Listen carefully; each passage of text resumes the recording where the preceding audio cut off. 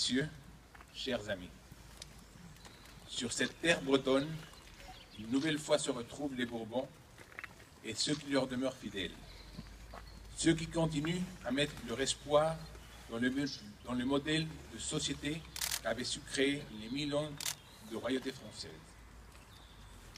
112 ans après la mort du comte de Chambord, nous voici réunis pour lui rendre l'hommage qui lui revient. Je suis heureux de pouvoir remercier en première, à travers son président, l'association Saint-Henri, qui depuis un siècle entretient ce monument. Ainsi, année après année, des pèlerinages placés notamment sous l'égide de l'Union des cercles légitimistes peuvent s'y tenir pour honorer celui que l'histoire reconnaît comme Henri V.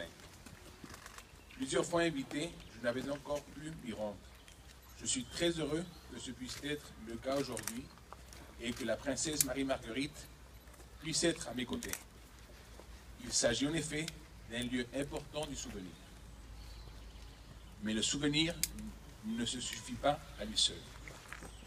Nous connaissons tous les mérites du comte de Chambord, roi de l'exil, qui fut une des personnalités incontournables de son siècle, tant en France que sur la scène internationale.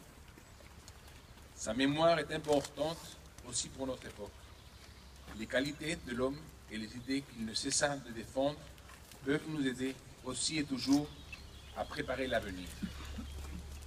Le comte de Chambord n'était pas un homme du passé.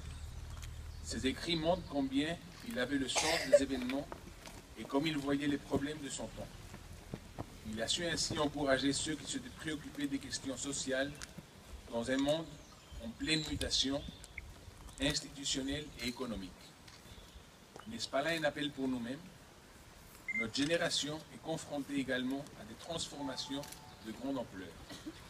La mondialisation des échanges modifie les rapports de force, comme au XIXe siècle, la centralisation remettait en cause les libertés locales. À l'exemple du comte de Chambord, il nous appartient à tous de voir combien nous pouvons réfléchir et agir en fonction de nouveaux enjeux. Ne pas rester figé sur la nostalgie d'un monde passé, mais bel et bien en effet le message du comte de Chambord. Être ouvert à son temps, ce n'est pas en accepter benoîtement les dérives et les propositions contre nature. Au contraire, il s'agit de prolonger la mission de progrès qui a toujours été celle de la royauté française. Il y a 150 ans, l'héritier de la couronne était confronté à la société industrielle et à ses dérives. Ce sont ces dernières qu'il refusa, et notamment les conditions faites aux ouvriers, mais par les progrès économiques. Ce qu'il rejetait, c'était une économie perdant ses repères et la naissance des premiers désordres qui se traduisaient par des atteintes à la dignité de l'homme. De nos jours, nous sommes confrontés à une grave crise éthique. Notre société acceptera-t-elle des débordements contre nature qui remettent en cause les fondements de la vie? La famille est attaquée et peine à maintenir son rôle d'éducatrice et de protectrice de la vie, de la naissance à la mort. Redonner du sens à la vie, être des porteurs d'espoir, réenchanter la société, tel est notre devoir. Il s'impose à l'égard de notre pays et à tous les Français. N'ayons pas peur, ne soyons pas découragés. C'est tout un symbole de pouvoir le rappeler ici, à Sainte-Anne-d'Auray. Nous sommes ici dans un lieu de pèlerinage parmi les plus importants de France.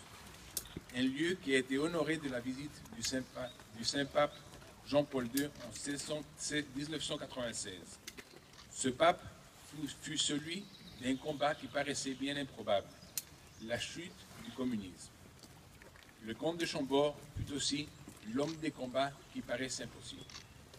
Il n'est pas remonté sur le trône de ses ancêtres, mais il a conservé intact le principe de la royauté sans l'affadir, ni le compromettre. Il nous appartient de continuer son œuvre de fidélité et d'espoir et de lui rendre l'hommage qui lui revient. Devant ce monument, souvenons-nous que nous sommes les veilleurs de la mémoire, en charge de transmettre des valeurs dans lesquelles nos enfants puiserons pour continuer à écrire l'histoire de France. Merci.